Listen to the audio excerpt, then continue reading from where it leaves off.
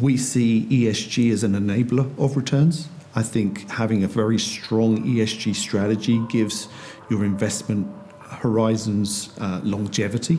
I think it's really important that companies embrace the sustainability agenda today to give them the right to operate in the future.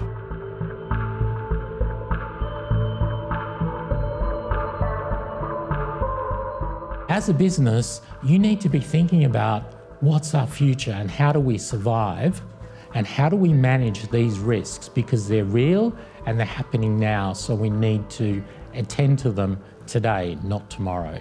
Why does business need to have a seat at the table for creating solutions to the climate crisis?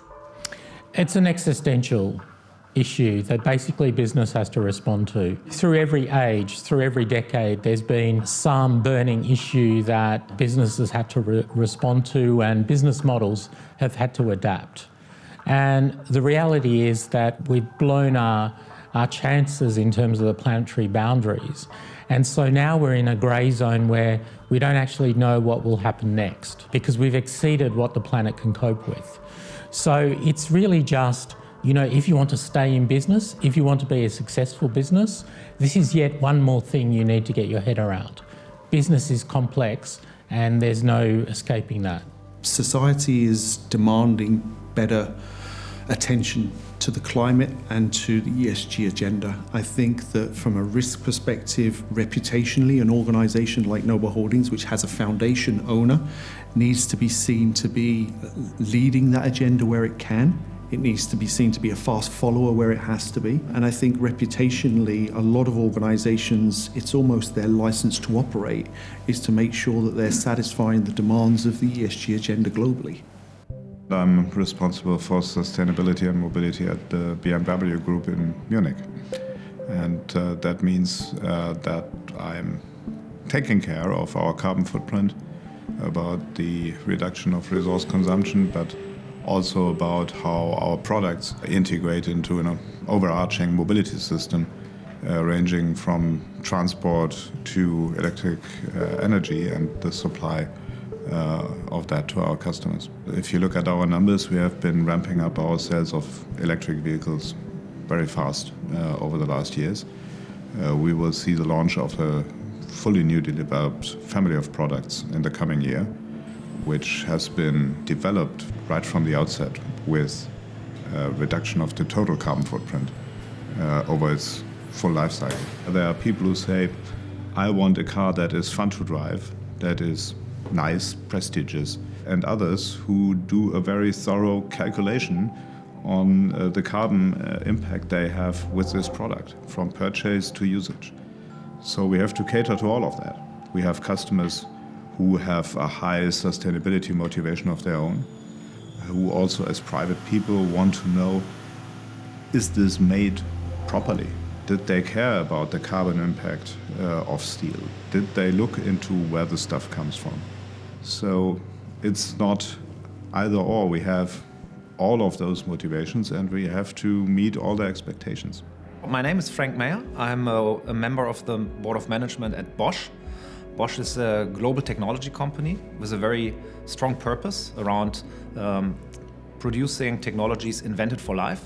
So our core purpose is to improve people's lives with our technologies. I think we do need to make sustainability part of business models and see it as business opportunities. Otherwise, transformations will not work. There are two themes which for us and for me personally in my sector are very important. The one is electrification.